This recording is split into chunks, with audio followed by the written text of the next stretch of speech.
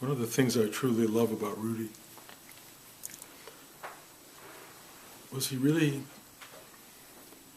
wanted to teach us how to have a life. He wanted us to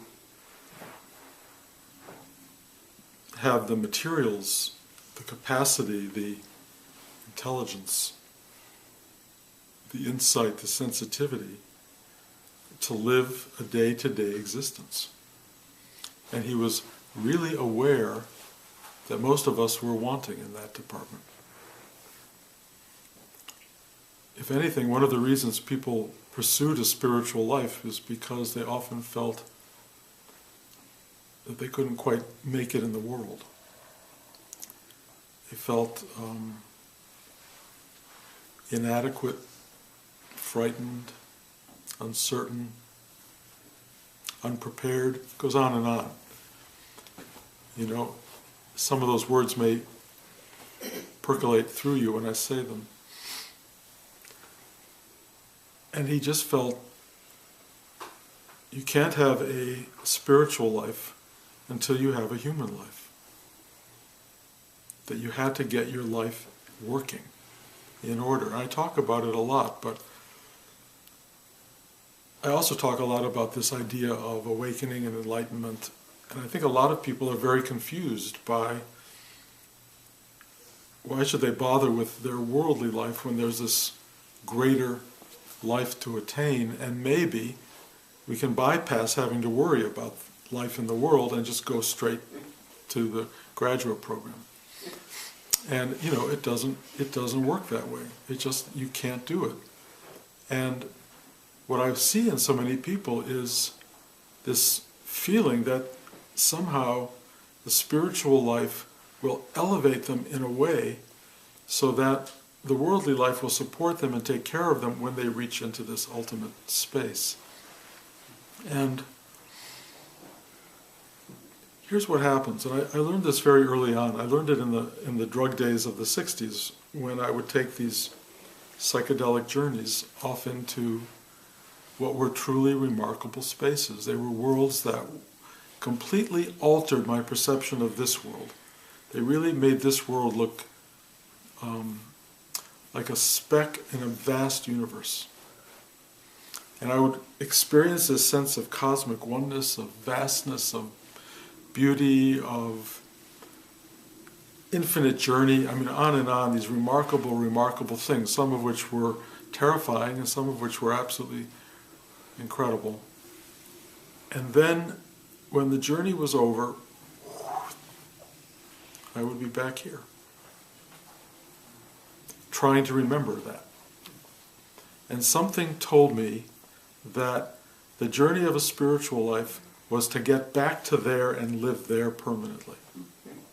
That's the goal. And I have to say, if there is a profoundly central fallacy in the pursuit of spiritual work, it's the thought that what you're aiming for is that. And the reason you're not aiming for that is because the only way you stay there maybe is if you OD. And I had people I knew who did that. It's not a great way to go, I don't think. I think there is a reason we return to this. There is a reason we come back here over and over and over. Every effort to find altered consciousness, to find a way to live beyond this, always returns to this. You know, I don't care if you are a drug addict and, you know, and doing heroin every day and stealing from everyone you know, trying to get high and get that experience. The horrible truth of that is, without that drug, you're back here in worsening conditions. Worse and worse and worse until you're, you know, either in jail or dead.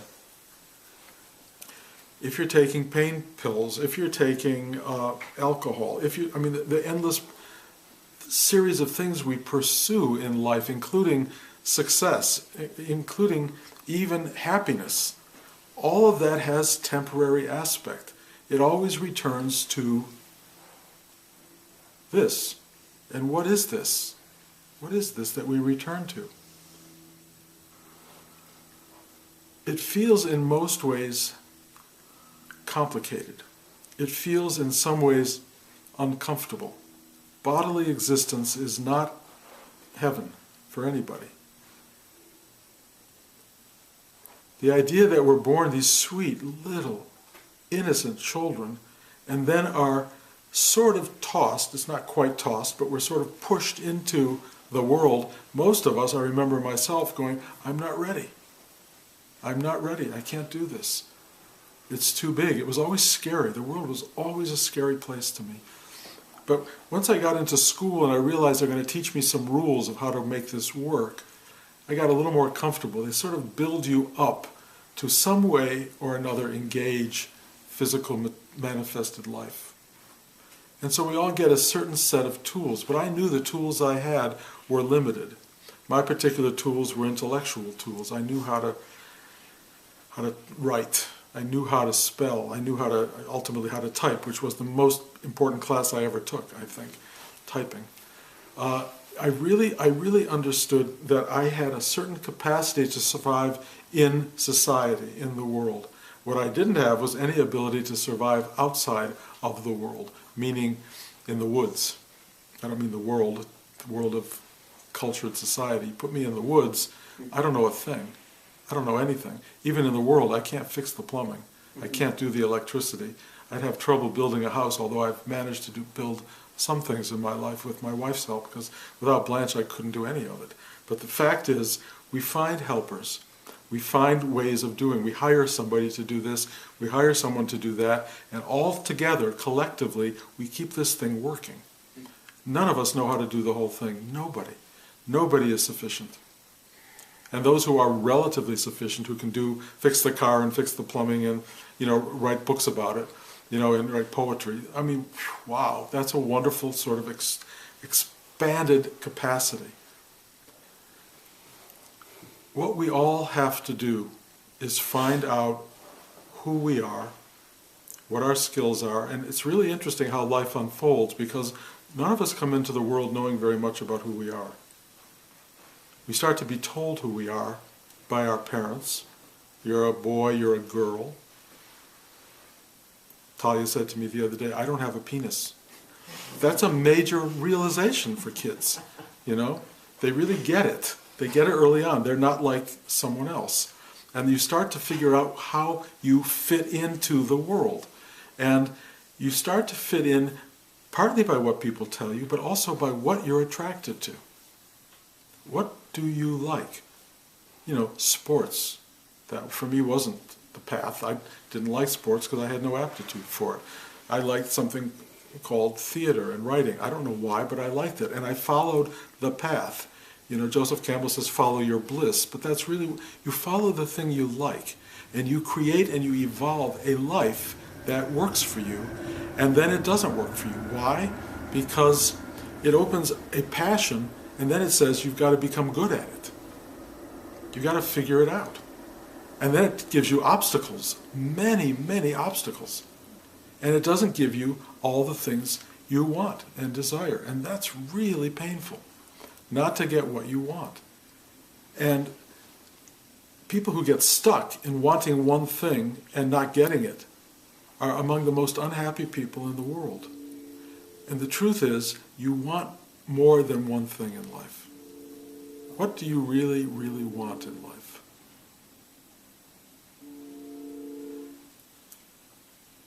There's so many stories. Wendy's sitting here. Wendy wanted to be an actress more than anything in the world. But the world didn't give her a career. It gave her a lot of opportunities and a lot of extraordinary moments. But it wasn't going to support her. And she discovered, reaching inside herself, that she loved helping people, healing people. And decided at the age of 46 to go back to school and become a nurse. And now has been in school for 4 years and wants to become a nurse practitioner. And it's just working more and more profoundly into the depth of that capacity, and just discovered that her next job is going to be in Fairbanks, Alaska. Nobody wants to go to Fairbanks, Alaska. But Wendy wants to go because she gets this is part of the growth that's happening for her.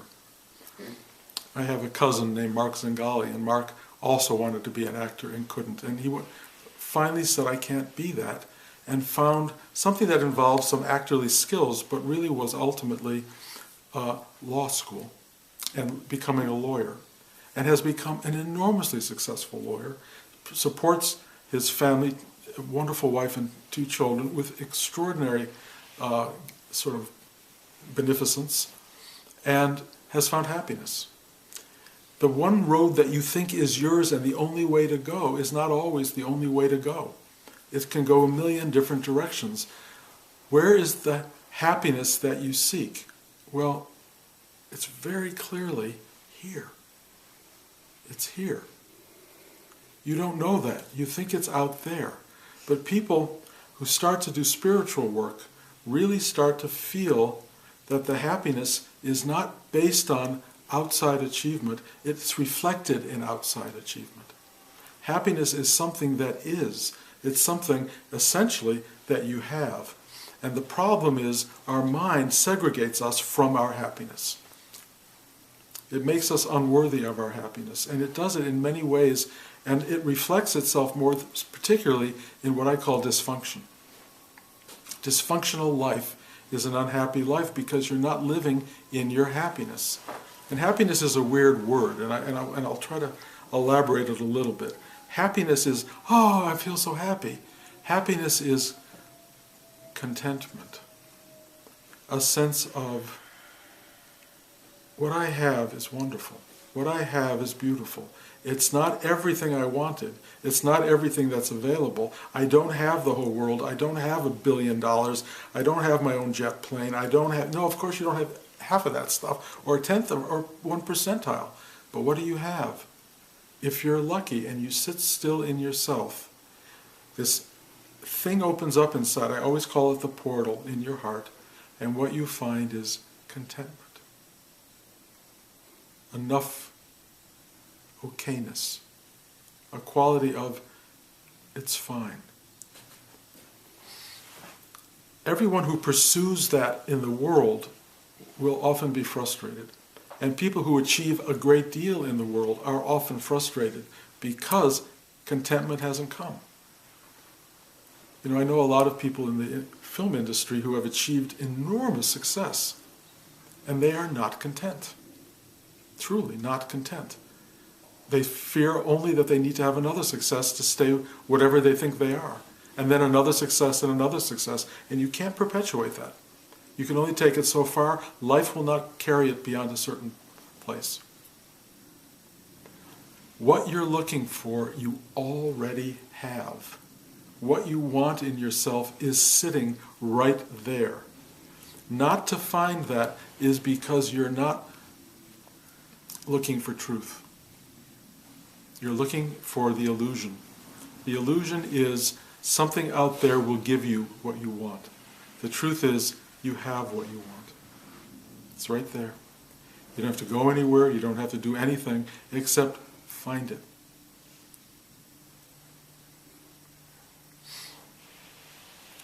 You all know that I talk about this idea of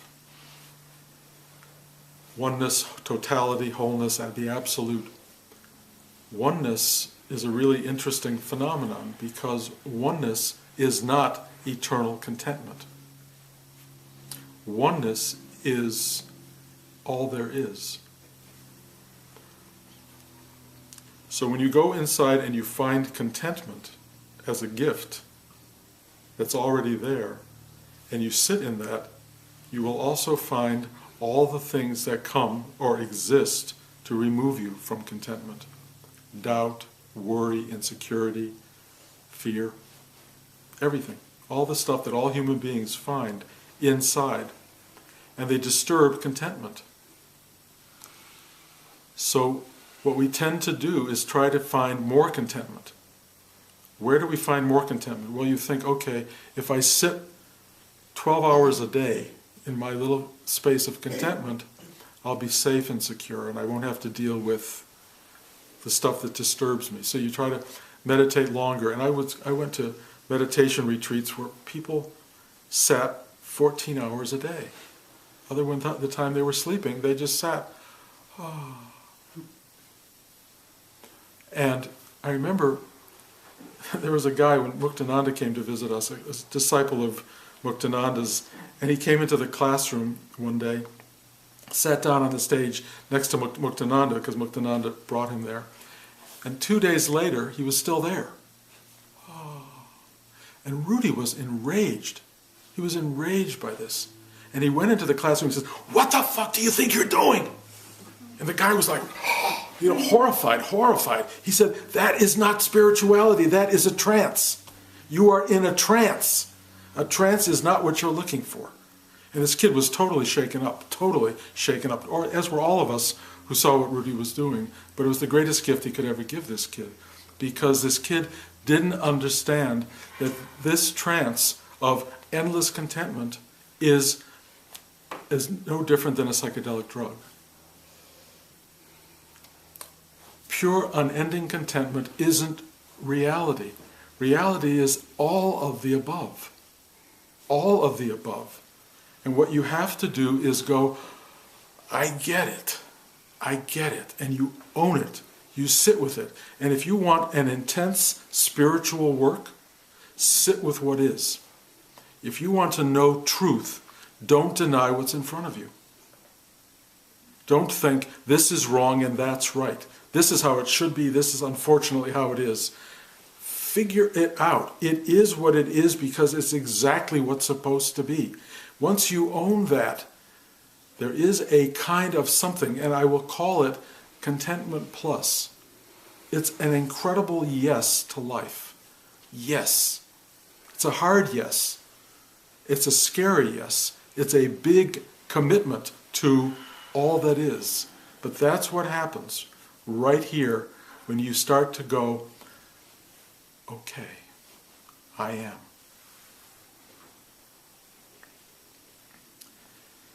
Once that occurs, how do you live your life? Well, 2 words define much of what has occurred for me in this clarity. One is wonder, and the other is gratitude. Wonder at the mystery, which is unbelievably powerful, and the knowing that I don't get it at all. I do not understand any of this. And as much as we think we get it, as much as you know about quarks and muons and all the particles of matter, as much as you think you know about anything, you just know something about the narrative of what this is, and that's a tiny piece of something much, much bigger. You don't know. You truly don't know. What you do know is good enough. If you know how to be a plumber, that is really valuable. You'll actually get a good living out of it. If you know how to do something well, you'll have a life.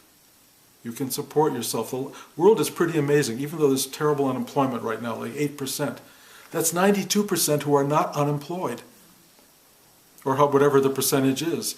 People are out there doing and working, and it's an amazing world that many people can function and grow and evolve in the world. How many of those people are experiencing wonder and gratitude? That's a big question. And one of the key components of what is a spiritual life, a life that you want to call spiritual, is that you find that. How do you find wonder? That's a hard one. I mean, part of me would say, just look at stuff. Just look. But most of you go, you bought that at the store, that's a plant, that's a flower, that's a picture, that's a ceiling, that's light coming out of a light bulb, where's the wonder in that? And then suddenly, at a certain point, you go, how is it that I switch on a light and this light appears in the middle of darkness? How does that happen? And you might have a little it's sort of a mental curiosity about it, intellectual curiosity, but I'll never figure that out. I know my mind is never going to get electricity. But I see that and I go,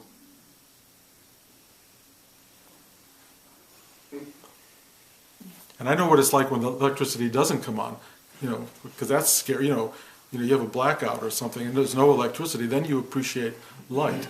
But how do you find the wonder in everything? Well, you just stop to look at it. You really just stop to look at it. I've talked a lot about things like chairs. Why the hell do you have a chair? How is it that you can sit down and this thing supports you in midair? What is that? How do you have a body that sits? It goes on and on. I mean, the list is unending. But wonder is at the core. Gratitude. If you want to be a real human being, find gratitude. Find it. If you don't have gratitude, something is not working in you. You are not a human being. If you don't have gratitude, you are an angry child. Gratitude is at the core of what allows you to have a spiritual life. And I have to say, one of the things that bothers me a lot, and I'm sorry if this is going to make you all suddenly feel guilty, but very little gratitude ever comes back to me from any of you. I don't get a New Year's card, I don't get a thank you, I don't get a birthday card, I don't get nothing. I don't need it. I don't need it. But you do. You need to say thank you. You need to find gratitude. You need to give it every opportunity you have, and not just to me, to everyone in your life. Even the ones you can't stand. Because you're not being able to stand them defines you on some level. It teaches you. People you don't like are as valuable to you as the ones you like. Loving your enemies, that was one of his great teachings. Love your enemies. That's not a casual idea. It's an actual thing to do.